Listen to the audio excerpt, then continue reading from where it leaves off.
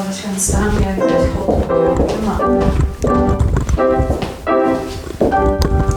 Auf den damals so.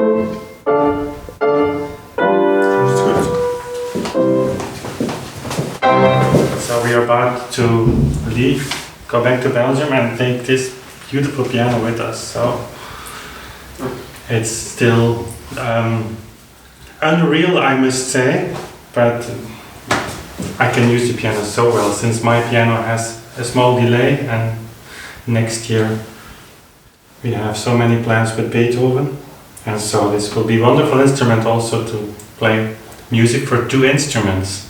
Mm-hmm. So we can talk a little bit about why you want to give this to me, but tell a little bit the history of this piano, and how you found it. And ja, also ein Hammerklavier zu besitzen war immer schon mein Traum. Als ich noch nicht 20 Jahre alt war, dachte ich, wie schön wäre das, ein Hammerklavier zu haben. Und den Traum konnte ich mir aber erst, wann war das, 2004 erfüllen. Und zwar habe ich einfach in Google Suchbegriff historische Tasteninstrumente eingegeben. 2004. 2004, that's really early also in Google. Ja, habe ich also das eingegeben und bald stieß ich auf ein Angebot eines Klavierhauses, also nicht spezialisiert auf alte Instrumente, ein Angebot eines historischen Flügels, eines unbekannten Meisters. Und das Angebot war relativ billig, relativ 20.000, okay, ja. Aber für ein historisches Instrument, das schon restauriert war, war das natürlich schon erwägenswert. Und ich machte mich auf die Reise. Ich fuhr nach Graz. Graz, ja. Graz, Klavierhaus in Graz. Und das ist der Schweiz, ja? Graz, oder? Graz, Österreich. Österreich, ja, Österreich, ja, natürlich. Ja. Mhm. Es war im Winter sogar. Ja. Und ja, ich war einfach sofort sehr angetan von dem Instrument. Auch wenn offenkundig war, dass einige Sachen nicht originalgetreu restauriert waren, zum Beispiel diese Wirbel. Aber es war deutlich, das Instrument ist in einem, sagen wir mal, in einem stabilen Zustand. Es lässt sich stimmen. Ich habe übrigens in Wien, bei dieser Reise in Wien dann noch einen Klavieranbieter, also einen Klaviersalon mit historischen Instrumenten besucht. Der hat mir Instrumente gezeigt, wollte mir unbedingt eines verkaufen. Aber ich habe gemerkt, die lassen sich schwer stimmen. Da war ein Instrument, wo er sagte, da muss der Klavierstimmer wieder kommen. Und der hat dann den ganzen Vormittag, als ich da in diesem Salon mich bewegte, an diesem Klavier herumgestimmt. Das war nicht stabil. Wohingegen dieser Flügel hier völlig stabil ist. Mhm. Kein Riss im Resonanzboden, alles perfekt. Ja. Offenbar wurde das Instrument immer gespielt. Man sieht das hier auch an den Tasten, die sind dann eine richtige Einbuchtung. Das Instrument ist zwar nicht ganz im Originalzustand erhalten, in diese Stimmwirbel sind ausgewechselt worden, aber es lässt sich eben stimmen. Ja? Und das ist schon mal die Hauptsache. Ja. Und der Resonanzboden perfekt, kein Riss, nirgendwo. Und die Saiten wurden immerhin nach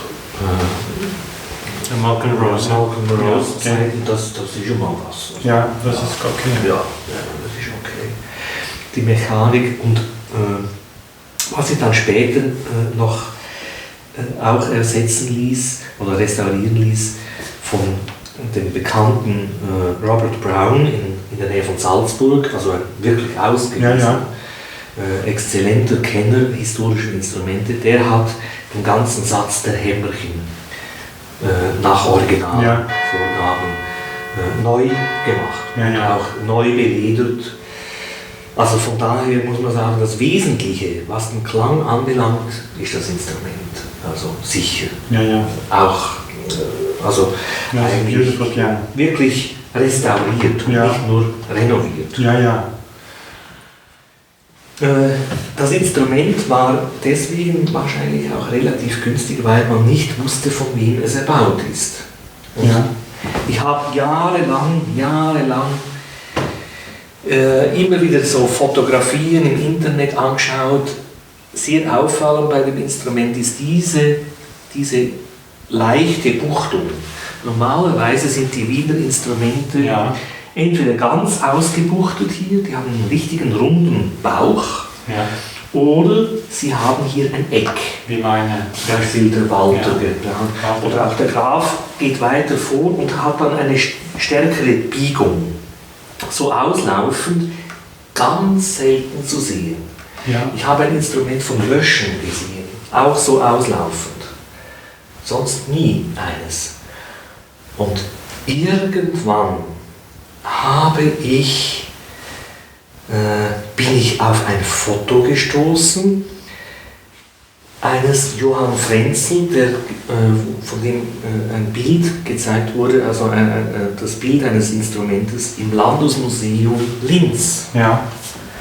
Da dachte ich, das sieht ja aus wie meiner. Ja. Und habe angefragt in Linz, ob sie mir nähere Angaben machen könnten zu dem und dem Instrument von einem gewissen Herrn Johann Frenzel. Und die haben mir Fotografien Ja, das ist eine CD. auf dieser CD zukommen lassen vom Landesmuseum Ja. in Linz. Und als ich diese Bilder anschaute, Ja. war mir sofort klar, es ist exakt dasselbe. Exakt in allen Details.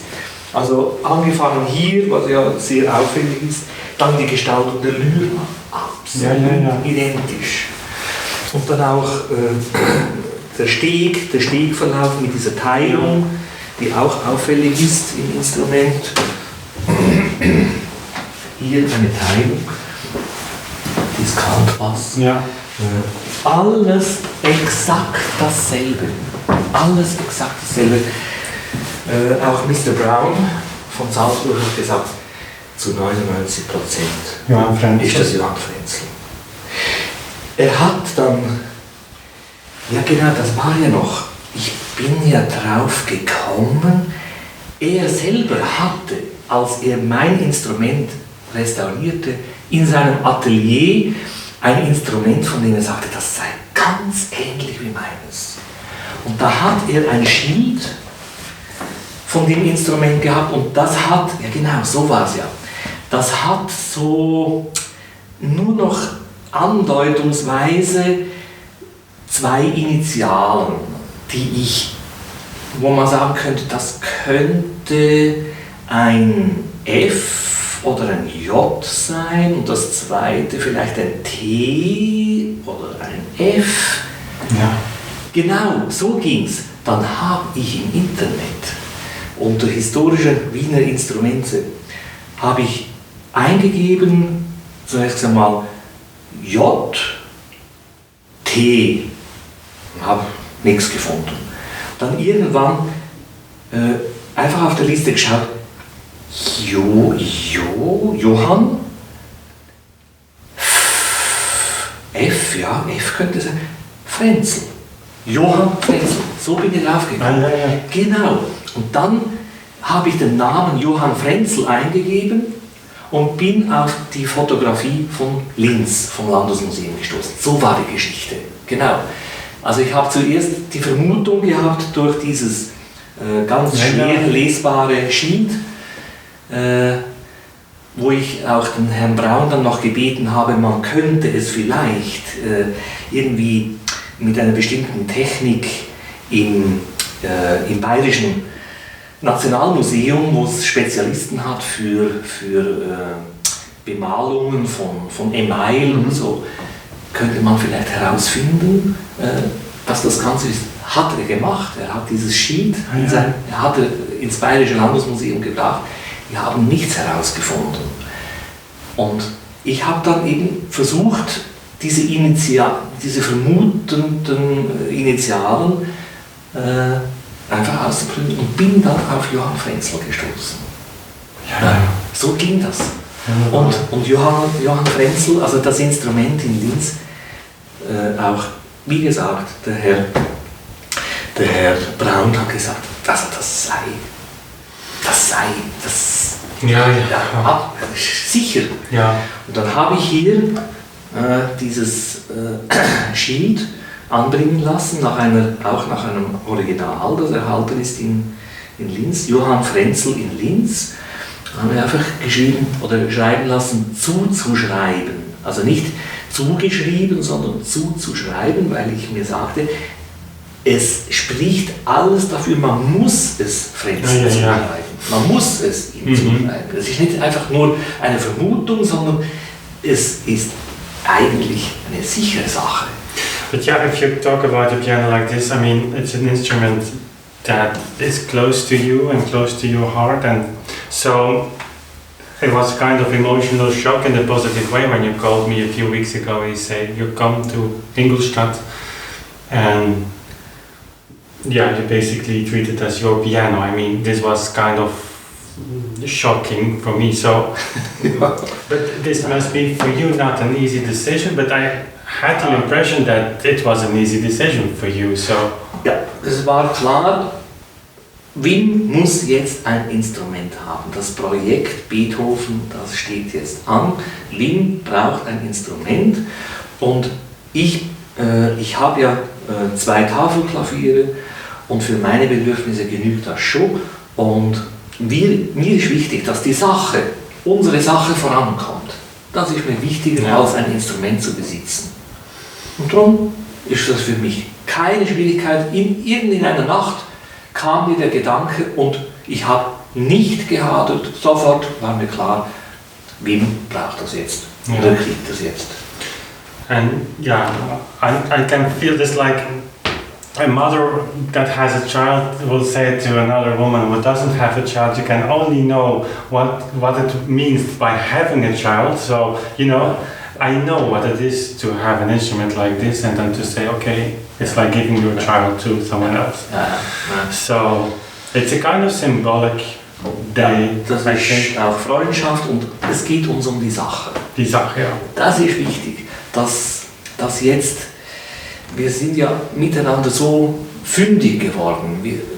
In unseren Vermutungen sind wir jetzt voll auf bestärkt und bestätigt. Ja.